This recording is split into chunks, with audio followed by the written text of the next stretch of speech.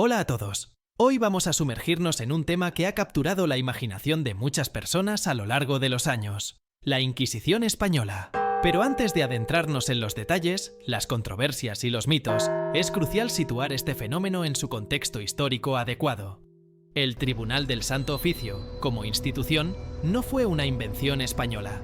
Surgió mucho antes, en el siglo XII, como un mecanismo de la Iglesia Católica para combatir la herejía en toda Europa. Pero es en España, a finales del siglo XV, donde la Inquisición toma una forma particularmente intensa y notoria. ¿Por qué en España? Bueno, este era un periodo de profundas tensiones religiosas y políticas. La nación española estaba finalizando la Reconquista, un largo proceso de casi 8 siglos en el que los reinos cristianos del norte lucharon para reconquistar la península ibérica, que estaba bajo control musulmán. En 1492, el mismo año en que Cristóbal Colón llegó al Nuevo Mundo, Granada, el último reino musulmán en la península, cayó ante los reyes católicos Isabel y Fernando. Estos monarcas, motivados tanto por la fe como por la política, vieron en la Inquisición una herramienta para consolidar su reinado. Querían una España unificada no solo políticamente, sino también religiosamente.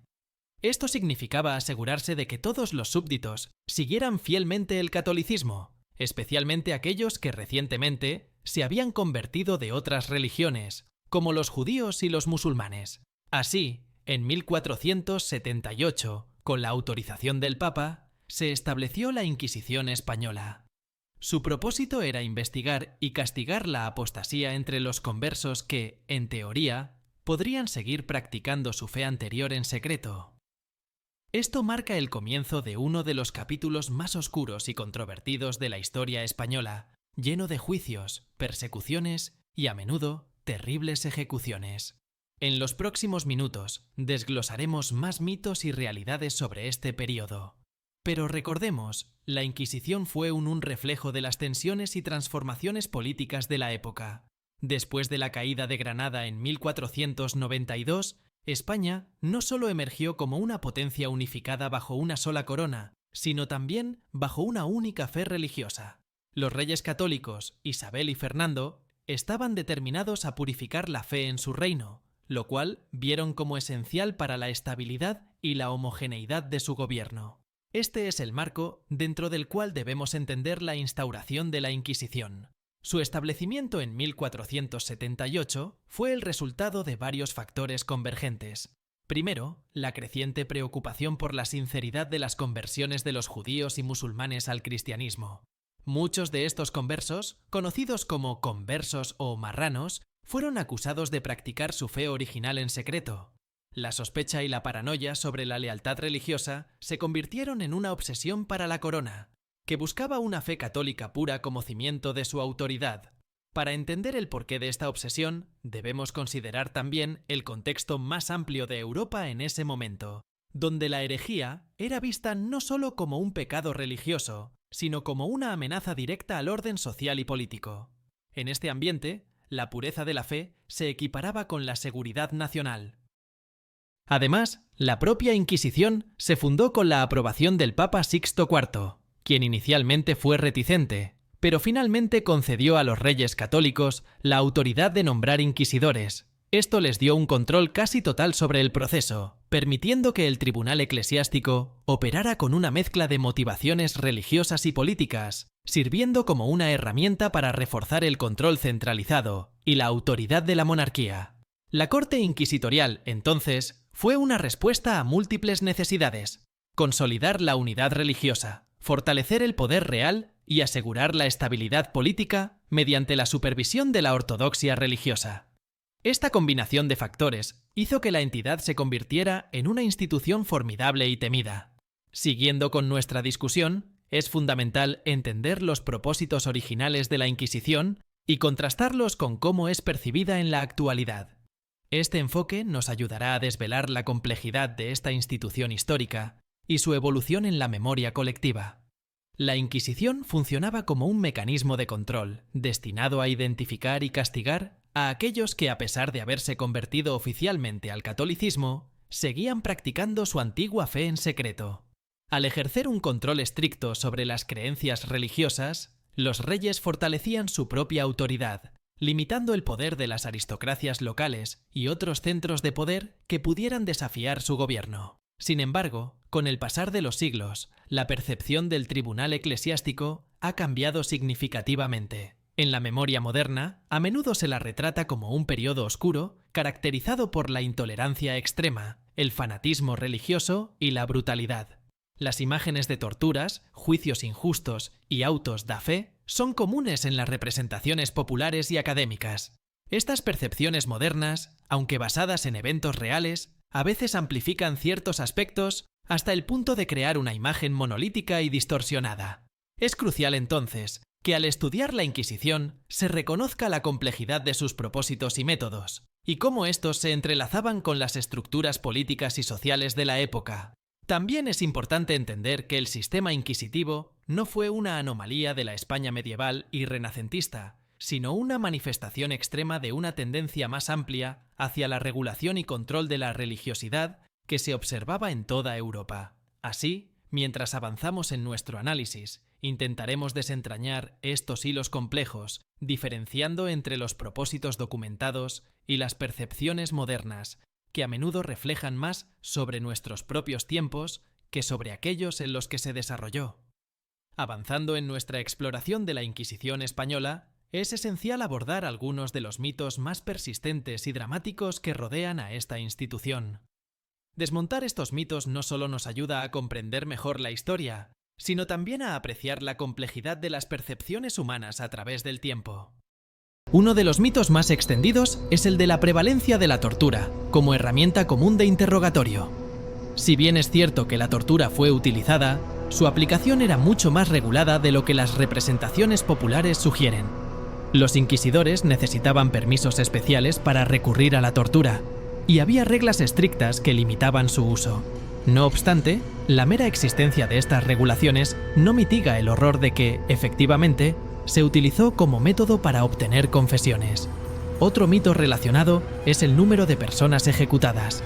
Las cifras a menudo citadas en la cultura popular sugieren decenas de miles, incluso cientos de miles de víctimas.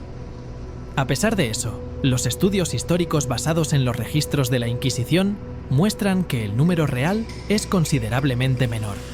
Aunque cada vida perdida es, sin duda, una tragedia, la inflación de estas cifras ha contribuido a una imagen distorsionada de la institución. También persiste el mito de que la corte inquisitorial fue una campaña dirigida exclusivamente contra los judíos y los musulmanes convertidos, conocidos como conversos y moriscos, respectivamente. Si bien estos grupos fueron objetivos significativos debido a las sospechas sobre la sinceridad de sus conversiones, los tribunales de herejía también se ocupó ampliamente de los cristianos viejos que violaban las normas católicas, incluyendo clérigos que desviaban de la doctrina y laicos acusados de diversas herejías y supersticiones. Finalmente, existe una visión generalizada de la Inquisición como una institución arcaica y brutal que operaba completamente al margen de la justicia. En realidad, el Tribunal del Santo Oficio tenía sus propios procedimientos y normativas, que buscaban un orden y una justicia según los estándares de su tiempo. Aunque desde nuestra perspectiva contemporánea estos procedimientos puedan parecer injustos, en su contexto se veían como un esfuerzo serio para mantener la ortodoxia religiosa y la ley. Ahora, sigamos adelante para analizar más a fondo los procedimientos y métodos de juicio del Tribunal Eclesiástico. Este entendimiento nos ayudará a ver más allá de los mitos y percibir la estructura y la legalidad con la que operaba esta controvertida institución. Los tribunales inquisitoriales eran bastante metódicos en su funcionamiento, reflejando un sistema de justicia que, aunque distinto a los estándares modernos, buscaba mantener un orden y cumplir con ciertos procedimientos legales de la época. Inicialmente, el proceso comenzaba con la fase de denuncia o acusación, donde cualquier persona podía presentar una denuncia contra otra por sospechas de herejía o apostasía. Este aspecto a menudo se prestaba a abusos, ya que permitía ajustes de cuentas personales o rivalidades disfrazadas de preocupaciones religiosas. Una vez presentada la acusación, seguía la detención del acusado. Lo notable aquí es que frecuentemente no eran informados de las acusaciones específicas contra ellos, ni de quiénes eran sus acusadores. Esto era parte de la estrategia para proteger a los testigos de posibles represalias y para incentivar las denuncias de herejía. El proceso de interrogatorio era la siguiente fase. Aquí, los inquisidores intentaban obtener una confesión del acusado. Aunque se permitía el uso de la tortura, como mencionamos anteriormente, estaba regulada. Se suponía que solo se usara cuando había evidencia substancial y no como primer recurso. El objetivo declarado era la purificación del alma y la reconciliación del acusado con la Iglesia. Si el procesado confesaba, se le pedía que nombrara a otros herejes, lo cual podía llevar a más arrestos y juicios. Si se retractaban de su confesión o persistían en su herejía, podían enfrentar penas severas, que incluían desde la confiscación de bienes hasta la pena capital, típicamente ejecutada en un auto da fe, un acto público diseñado tanto para castigar al culpable como para servir de lección a la comunidad. Es crucial entender que, a pesar de estos procedimientos, había un intento por parte de la Inquisición de mantener un semblante de orden legal. Los acusados tenían derecho a un defensor y podían presentar testigos y pruebas en su favor. No obstante, la secrecía del proceso y la falta de transparencia eran críticamente limitantes y a menudo resultaban en juicios que, a ojos modernos, parecen profundamente injustos.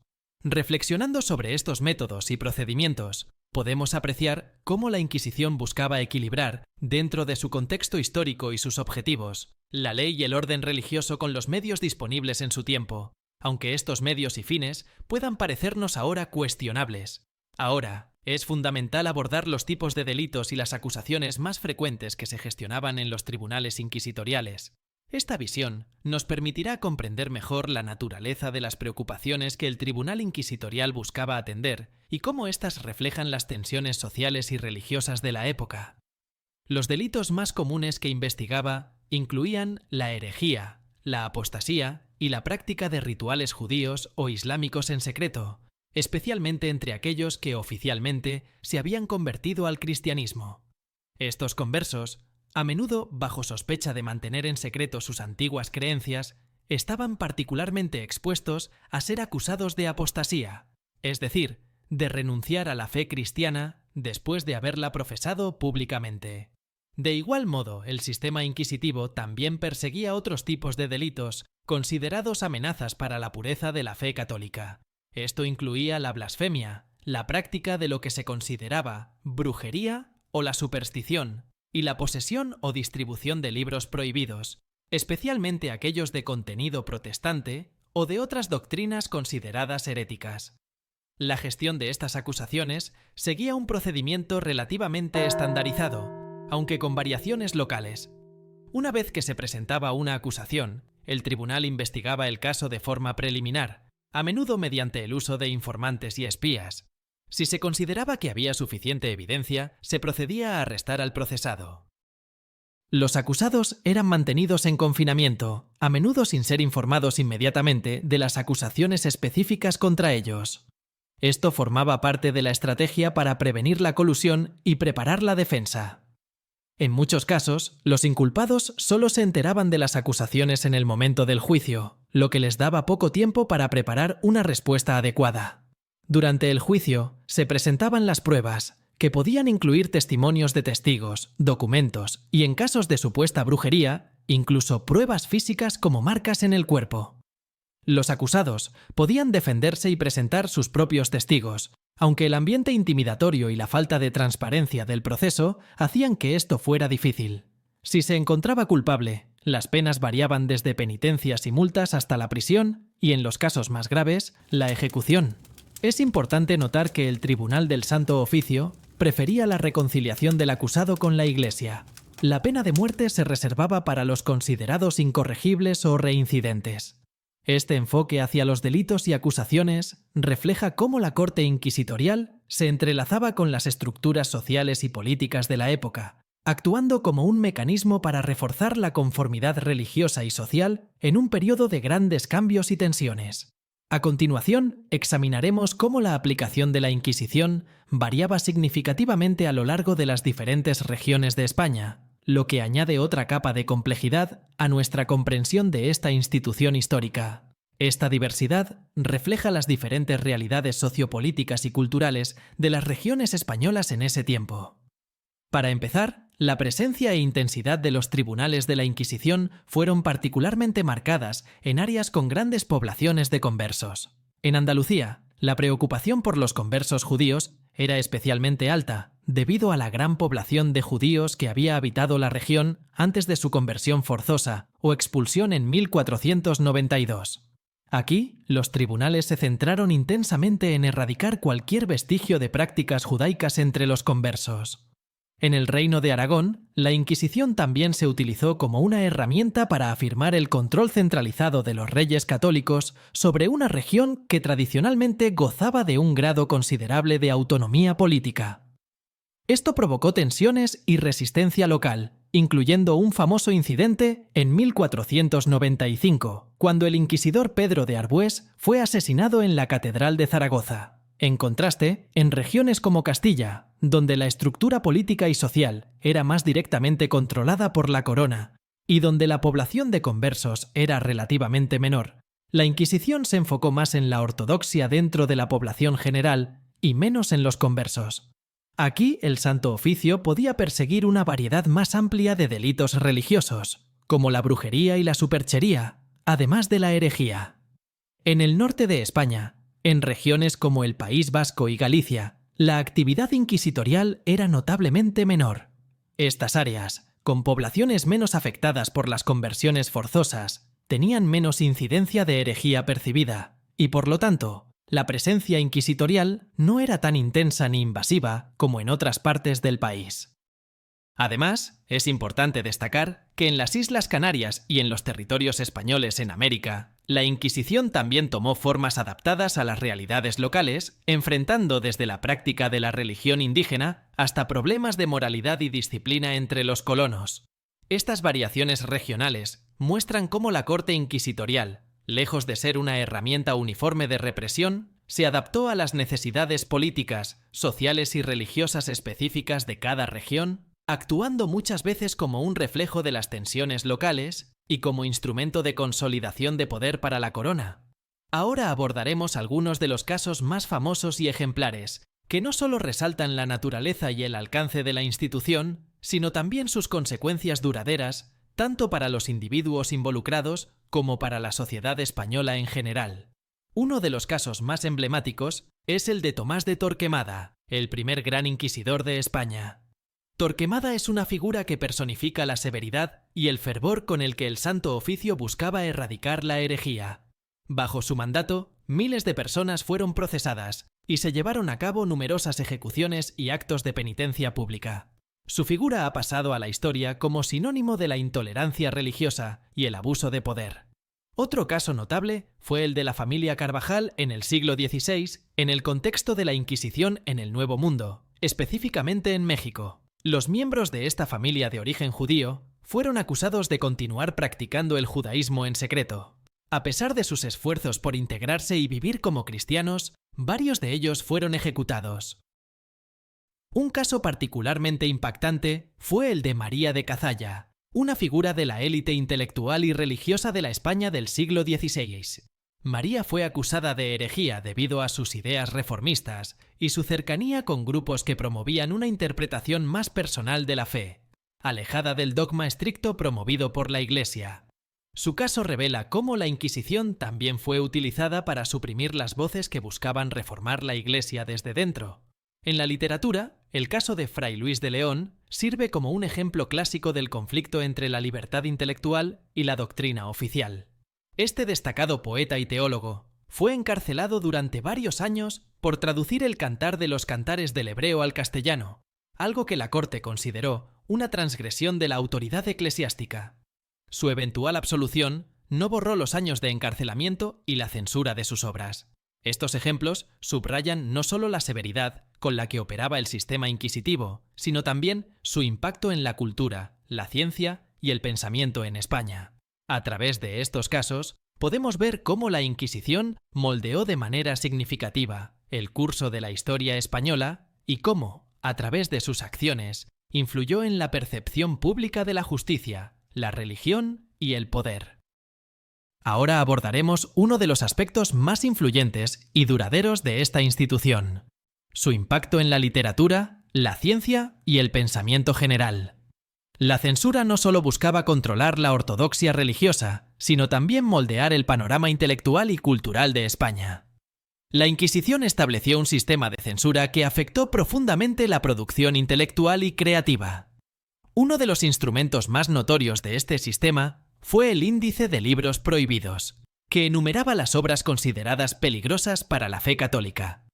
Este índice incluía desde textos protestantes y escritos de teólogos reformistas hasta obras de ciencia natural y filosofía que contradecían las enseñanzas de la Iglesia. El efecto de esta censura fue doble.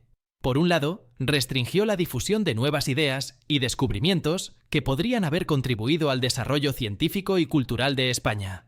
Por ejemplo, figuras como Galileo y Copérnico, cuyas ideas revolucionarias remodelaron nuestra comprensión del universo, fueron rechazadas o severamente limitadas en su difusión dentro de España debido a la censura. Por otro lado, la represión también impactó la literatura de la época, moldeando de manera significativa las obras que eran publicadas.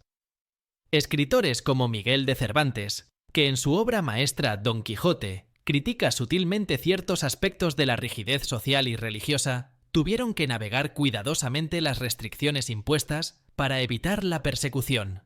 Esto llevó a una forma de escritura que a menudo era alegórica y metafórica, permitiendo a los autores expresar críticas y observaciones sobre su sociedad de manera encubierta. En el campo de la ciencia, el control del Santo Oficio contribuyó a un ambiente en el que el miedo al castigo y la represión limitaban la investigación y el cuestionamiento abiertos.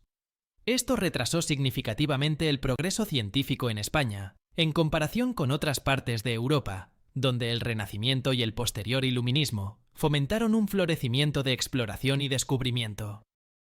Este silenciamiento sobre el pensamiento y la expresión no solo estancó temporalmente la evolución cultural y científica de España, sino que también dejó una marca duradera en la identidad intelectual del país. La sombra de la persecución religiosa se extendió mucho más allá de sus años de operación, afectando la percepción de España tanto internamente como a los ojos del mundo. Al examinar el impacto interno de la Inquisición española, resulta ilustrativo comparar esta institución con tribunales de la misma época en otros países para obtener una perspectiva más amplia de cómo las prácticas judiciales y de censura del sistema inquisitivo se alineaban o diferían de las normas europeas de aquel tiempo. Primero, es importante recordar que la idea de un tribunal religioso dedicado a la preservación de la ortodoxia no era única de España. La Inquisición, en su forma más amplia, fue una iniciativa de la Iglesia Católica que se encontraba en varios países europeos. Sin embargo, las características específicas y la intensidad de la implementación variaron significativamente. En Portugal, por ejemplo, se estableció una entidad inquisitorial muy similar a la española, también dirigida a limpiar la sociedad de herejes y conversos insinceros, especialmente entre las comunidades judías. Por otro lado, la Inquisición portuguesa empezó más tarde, en 1536, y aunque compartía muchas técnicas y objetivos con su contraparte española, tenía sus propios matices locales, especialmente en su relación con el poder real y los intereses comerciales. En contraste, en Italia, el tribunal eclesiástico estaba menos centralizado y era menos severo en términos de persecución, aunque también buscaba erradicar la herejía y tenía la autoridad para emplear la tortura y realizar ejecuciones. Su enfoque era más moderado y estaba más influenciado por las dinámicas políticas entre los diferentes estados italianos y el papado. En Francia, el enfoque era bastante diferente. Aunque existían tribunales eclesiásticos que trataban casos de herejía, Francia no tenía una institución con el poder y la estructura centralizada de la Inquisición española. En cambio, la persecución de herejes, como los cátaros durante la Edad Media y más tarde los hugonotes, protestantes franceses, fue llevada a cabo más directamente por el Estado o mediante cruzadas respaldadas por la Iglesia, lo que refleja una integración más directa de los objetivos religiosos y políticos. En Inglaterra, tras la Reforma Anglicana, la naturaleza de la persecución religiosa cambió dramáticamente. En lugar de una Inquisición católica, existían tribunales eclesiásticos anglicanos y leyes civiles que regulaban la ortodoxia religiosa y perseguían a católicos y otros disidentes. Estos tribunales, aunque diferentes en doctrina y administración, compartían la idea fundamental de usar el poder judicial para fomentar la conformidad religiosa. Esta comparación revela que, aunque la Inquisición española era parte de una tendencia más amplia en la Europa católica de utilizar la ley para mantener la ortodoxia religiosa, sus métodos y la extensión de su poder eran excepcionales. Su impacto duradero y notorio se debió tanto a su severidad como a su integración dentro de las estrategias de consolidación del Estado español. A continuación, exploraremos más a fondo cómo estas características únicas influenciaron las políticas internas y la posición internacional de España. Este enfoque nos permite apreciar cómo la religión y la política se entrelazaban estrechamente a través de esta institución. La Inquisición no solo fue un instrumento de control religioso, también se convirtió en una herramienta esencial para el Estado para afirmar y consolidar el poder tanto de la monarquía como de la propia Iglesia. En este contexto, la corte inquisitorial ayudaba a mantener el orden y la unidad en un reino diverso y frecuentemente dividido por tensiones internas. Desde el punto de vista político, los reyes católicos y sus sucesores utilizaron el Santo Oficio como un medio para unificar sus dominios bajo una única fe católica, lo que era visto como fundamental para la estabilidad del Estado. La existencia de grupos religiosos no conformes, como los judíos y musulmanes convertidos que continuaban practicando sus creencias en secreto, representaba una amenaza potencial para esta unidad. Así, el sistema inquisitivo actuaba como un disuasivo contra la disidencia religiosa, lo que indirectamente reforzaba la autoridad central. Además, permitía a la monarquía controlar directamente la estructura eclesiástica del reino. Los monarcas españoles, a través de la presentación de inquisidores y la supervisión de sus actividades, podían asegurarse de que la Iglesia en España también servía a los intereses del Estado. Esto era particularmente importante en un período donde la Reforma protestante comenzaba a desafiar el poder de la Iglesia católica en otras partes de Europa. Desde la perspectiva eclesiástica, la entidad ayudaba a mantener la pureza de la fe, que los líderes de la Iglesia consideraban vital para la salvación de las almas y la legitimidad de su autoridad moral y espiritual. Al perseguir la herejía y eliminar las prácticas consideradas heterodoxas, la Inquisición trabajaba para preservar la ortodoxia en un periodo de significativos desafíos religiosos y doctrinales. Este entrelazamiento de los objetivos políticos y religiosos se manifestaba en la forma en que el sistema inquisitivo era financiado y administrado. A menudo, los bienes confiscados a los acusados ayudaban a financiar no solo a la corte misma, sino también otras actividades del Estado o de la Iglesia. Esto creaba un incentivo económico adicional para la actividad inquisitorial, vinculando aún más la operación del sistema con los intereses del Estado y de la Iglesia. En resumen, la Inquisición servía como un pilar crucial para la conservación del poder eclesiástico y político en España, asegurando que las amenazas tanto internas como externas a la unidad y estabilidad del Estado fueran gestionadas de manera eficaz. Es crucial examinar su impacto específico en las minorías, particularmente en los judíos y musulmanes, dos grupos que fueron profundamente afectados por las políticas de esta institución. Este enfoque nos permite entender las consecuencias humanas y sociales de la Inquisición, más allá de su papel político y religioso.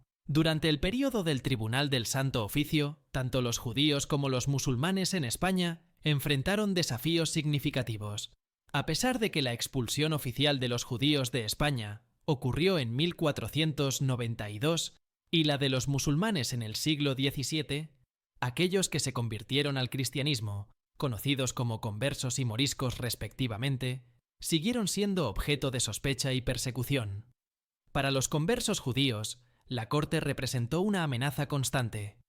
Aunque muchos habían adoptado el cristianismo, en muchos casos de manera sincera y completa, eran frecuentemente acusados de continuar practicando el judaísmo en secreto.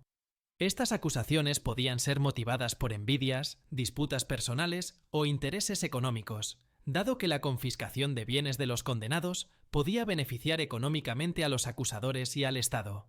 Los procesos contra los conversos a menudo involucraban interrogatorios intensos y, en ocasiones, el uso de tortura para extraer confesiones. Las penas por ser encontrado culpable de herejía podían incluir la ejecución, la confiscación de todos los bienes, o penas menos severas como la penitencia pública. Estas medidas no solo buscaban castigar al individuo, sino también servir como un claro mensaje disuasorio para otros posibles disidentes.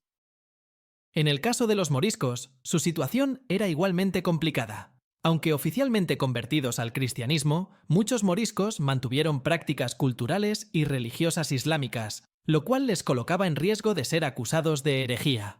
La tensión entre los moriscos y la autoridad cristiana fue particularmente aguda, especialmente en regiones como Granada, donde las rebeliones fueron seguidas por represiones brutales. El impacto de la Inquisición en estas comunidades no fue solo la persecución física o la confiscación de bienes, sino igualmente el efecto psicológico y cultural. El miedo y la desconfianza se infiltraron profundamente en la vida cotidiana, afectando la cohesión social y la integración de estos grupos. Además, el legado del Santo Oficio en términos de relaciones interreligiosas y la percepción de estas minorías ha dejado marcas que persistieron mucho más allá del fin oficial de la entidad.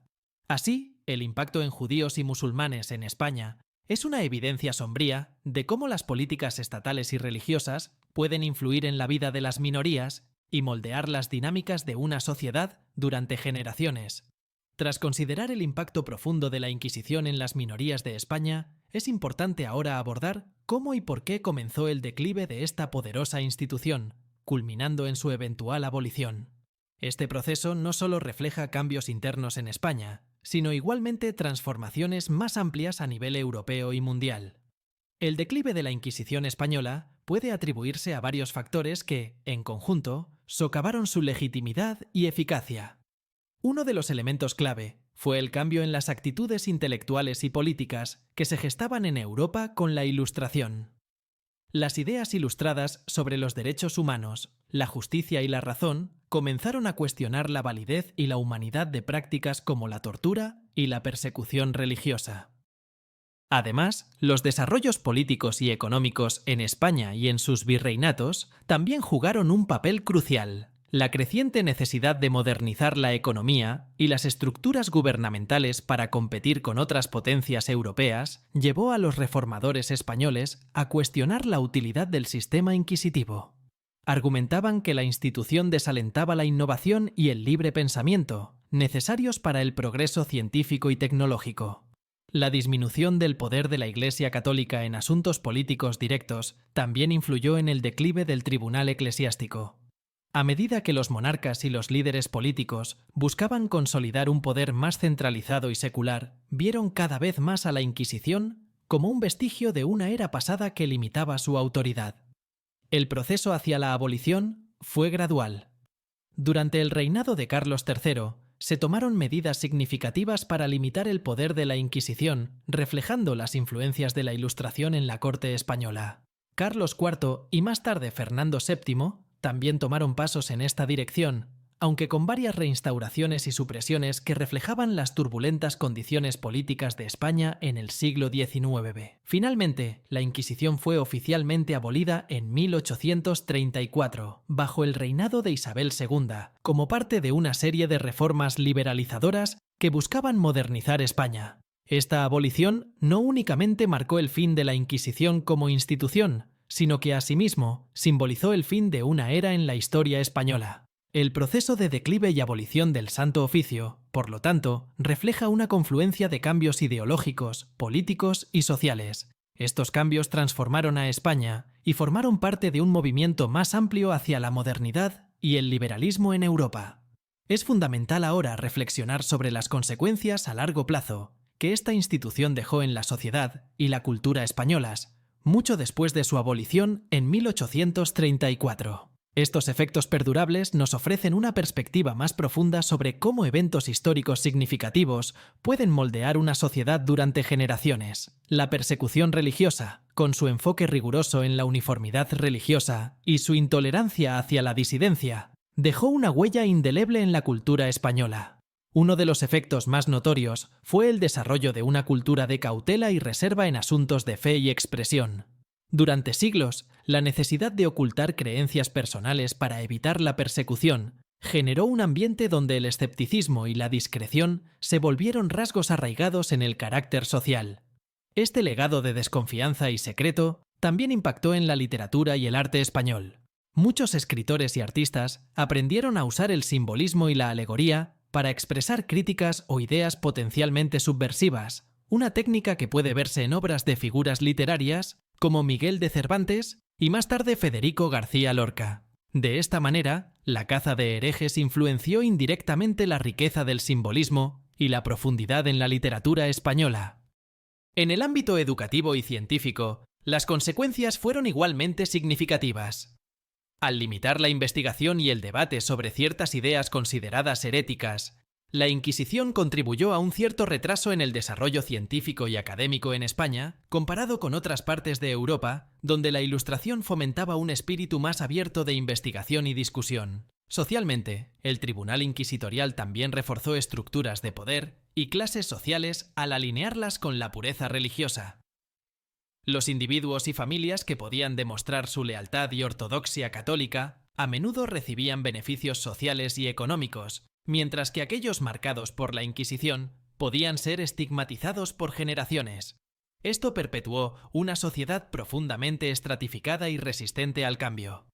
A nivel más amplio, el legado de la Inquisición ha afectado la percepción de España en el extranjero. Durante mucho tiempo, el país fue visto como un bastión de fanatismo religioso y conservadurismo, una imagen que ha tardado en cambiar y que ha influido en las relaciones internacionales y en la forma en que los propios españoles se ven a sí mismos y a su historia. Aunque la Inquisición española fue abolida en el siglo XIX, sus efectos en la cultura, sociedad y la percepción internacional de España han tenido ecos que alcanzan hasta el presente. Estas consecuencias a largo plazo nos recuerdan la profunda interconexión entre la historia, la cultura y la identidad social. Avanzando en nuestro análisis sobre las consecuencias a largo plazo de la Inquisición española, es crucial ahora considerar cómo la percepción y la revisión histórica de la Inquisición han evolucionado a lo largo de los siglos. Este enfoque nos permite entender no solo cómo cambian las interpretaciones históricas, sino también cómo estas reinterpretaciones afectan nuestra comprensión del presente.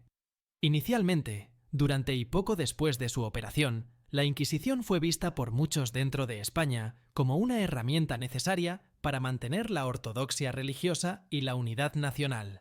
Esta percepción estaba en línea con la visión dominante de la época, que valoraba la uniformidad religiosa como pilar del orden y la estabilidad social. Sin embargo, con el advenimiento de la Ilustración y los movimientos intelectuales posteriores que promovieron valores de libertad religiosa y derechos humanos, la visión del Tribunal del Santo Oficio comenzó a cambiar drásticamente.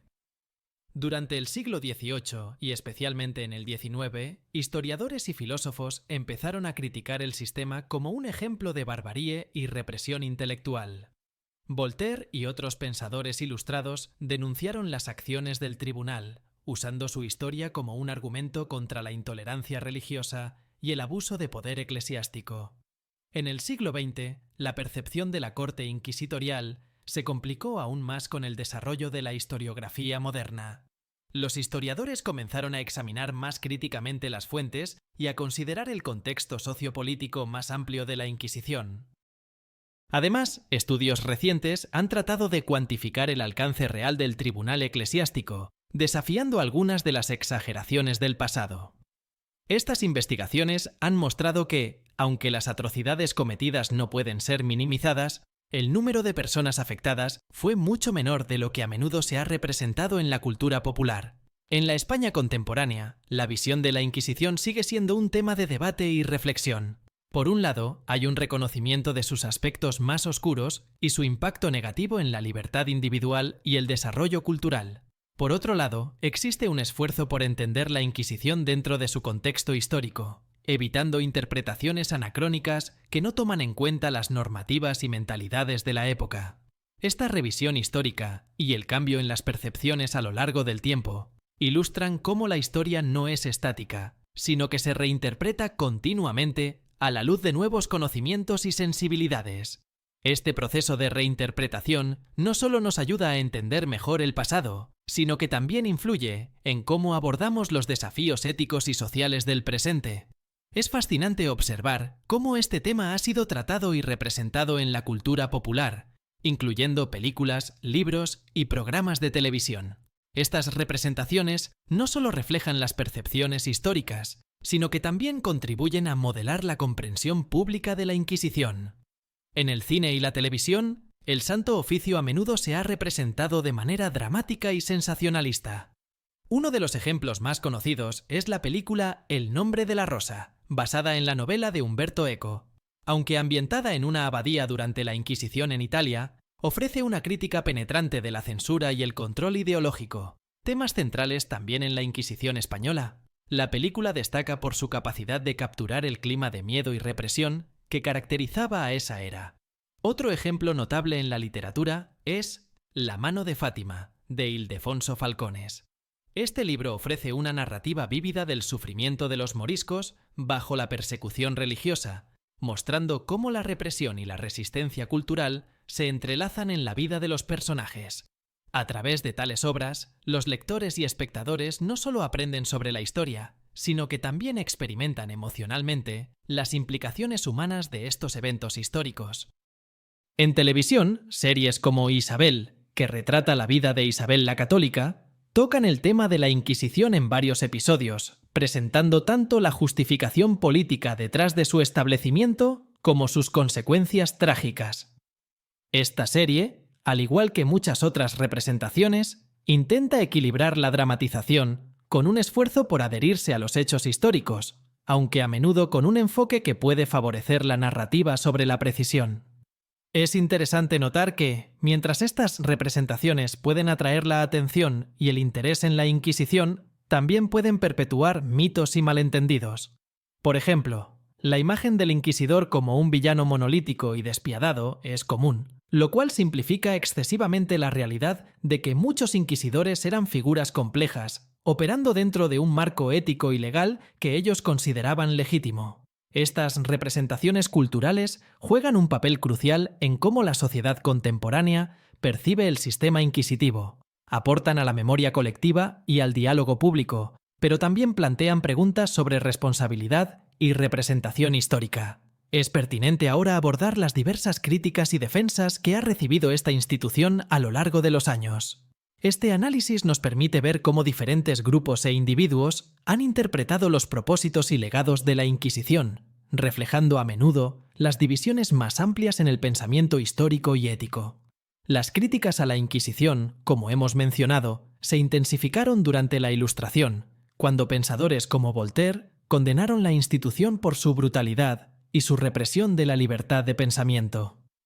Estos críticos argumentaban que el Santo Oficio era un instrumento de control político y religioso que socavaba los derechos individuales y frenaba el progreso intelectual y científico.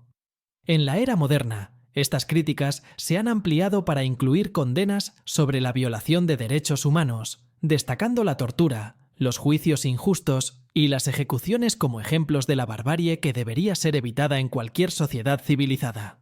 Por otro lado, ha habido quienes defienden algunos aspectos de la Inquisición, especialmente desde ciertos sectores católicos, y algunos historiadores que apuntan a contextualizar mejor la institución dentro de su tiempo histórico. Estos defensores argumentan que el Tribunal del Santo Oficio, en algunos aspectos, no era más severo que otros sistemas legales contemporáneos y que de hecho introdujo procedimientos que podrían considerarse avances para la época, como el uso de defensores para los acusados y la regulación del proceso de tortura. También señalan que, en comparación con los tribunales seculares de la época, la Inquisición a menudo tenía tasas más bajas de ejecución y tortura. Algunos también sostienen que la entidad jugó un papel en la estabilización de los estados modernos, al ayudar a consolidar la unidad religiosa y política en momentos clave, contribuyendo a la formación de naciones modernas en lugares como España. Estas perspectivas suelen enfocarse en entender la Inquisición no como una anomalía, sino como una parte integral de la evolución social y política de Europa. Es crucial, sin embargo, reconocer que incluso entre quienes defienden ciertos aspectos de la Inquisición, Hay un consenso general de que muchas de sus prácticas eran indefendibles desde una perspectiva moderna de justicia y derechos humanos. La discusión contemporánea tiende a girar no tanto en justificar la Inquisición en su totalidad, sino en entender las razones de su existencia y funcionamiento, y en aprender de su historia para evitar repetir los errores del pasado. Este debate refleja una lucha más amplia sobre cómo interpretamos y juzgamos el pasado con los estándares morales del presente. Es importante reflexionar sobre las lecciones contemporáneas que podemos extraer de esta parte de la historia. Estudiar la Inquisición no solo nos ofrece una ventana al pasado, sino que también proporciona valiosas enseñanzas para el presente y el futuro, especialmente en términos de justicia, tolerancia y derechos humanos. Una de las lecciones más claras que emerge del estudio es la importancia de la separación entre la Iglesia y el Estado. El Tribunal Eclesiástico muestra cómo la fusión de poder religioso y político puede llevar a abusos significativos y a la represión de la disidencia. En la actualidad, la separación de estos poderes es vista como fundamental en las democracias modernas para garantizar la libertad de creencia y expresión. Otro aprendizaje crucial es el valor del debido proceso legal. Los juicios de la Inquisición, a menudo caracterizados por una falta de transparencia y por el uso de la tortura para obtener confesiones, destacan la necesidad de sistemas judiciales justos y abiertos que respeten los derechos del acusado. Esto subraya la importancia de las garantías legales contemporáneas, como el derecho a un juicio justo, el derecho a conocer y responder a las evidencias en contra y el derecho a una defensa adecuada. Además, la Inquisición nos enseña sobre los peligros de la intolerancia y el extremismo. La persecución de individuos basada en sus creencias religiosas o su identidad cultural tiene consecuencias destructivas, no solo para los individuos afectados, sino para la sociedad en su conjunto.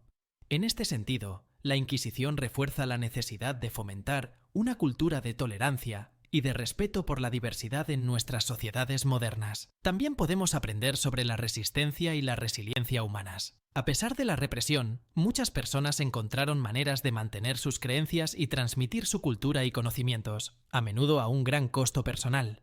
Esta resistencia ha contribuido a la rica tapestría cultural de sociedades como la española, y nos recuerda la importancia de proteger y valorar la diversidad cultural y religiosa. Finalmente, la historia de la Inquisición subraya la importancia de la memoria histórica y de la educación en la construcción de sociedades más justas y conscientes. Al recordar y estudiar estos periodos oscuros, podemos evitar la repetición de los errores del pasado y trabajar hacia un futuro donde los derechos humanos sean universalmente respetados.